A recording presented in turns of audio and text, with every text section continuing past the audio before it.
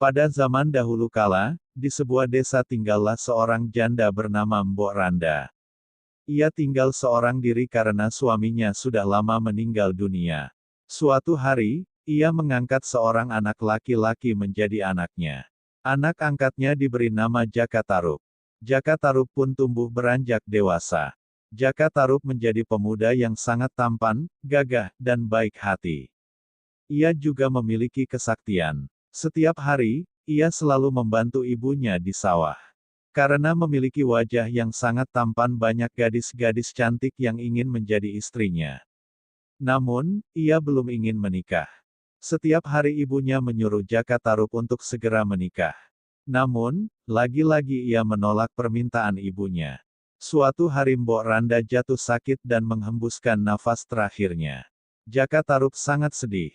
Sejak kematian Mbok Randa, Jaka Tarub sering melamun.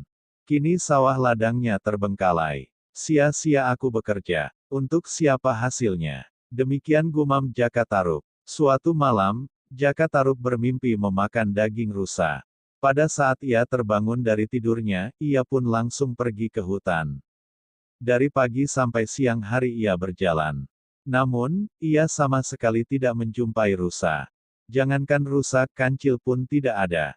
Suatu ketika, ia melewati telaga itu dan secara tidak sengaja ia melihat para bidadari sedang mandi di sana. Di telaga tampak 7 perempuan cantik tengah bermain-main air, bercanda, bersukaria. Jaka Tarub sangat terkejut melihat kecantikan mereka.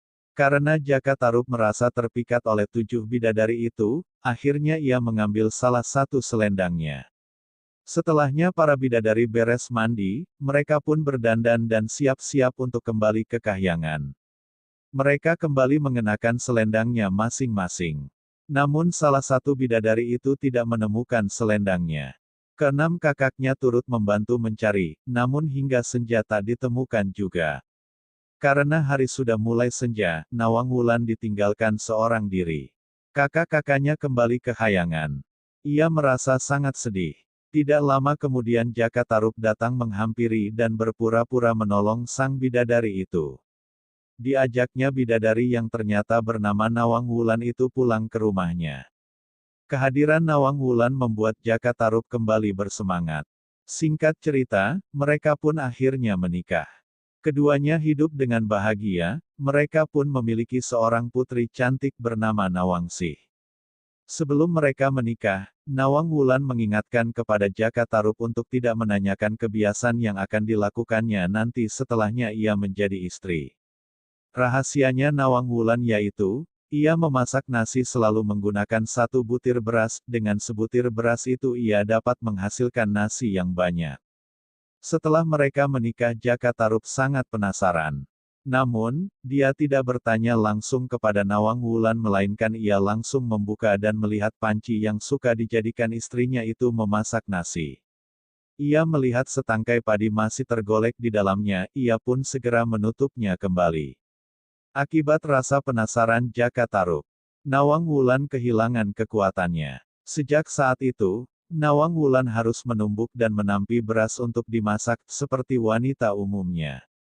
Karena tumpukan padinya terus berkurang, suatu waktu, Nawang Wulan tanpa sengaja menemukan selendang bidadarinya terselip di antara tumpukan padi, ternyata selendang tersebut ada di lumbung gabuh yang disembunyikan oleh suaminya. Nawang Wulan pun merasa sangat marah ketika suaminya lah yang mencuri selendangnya.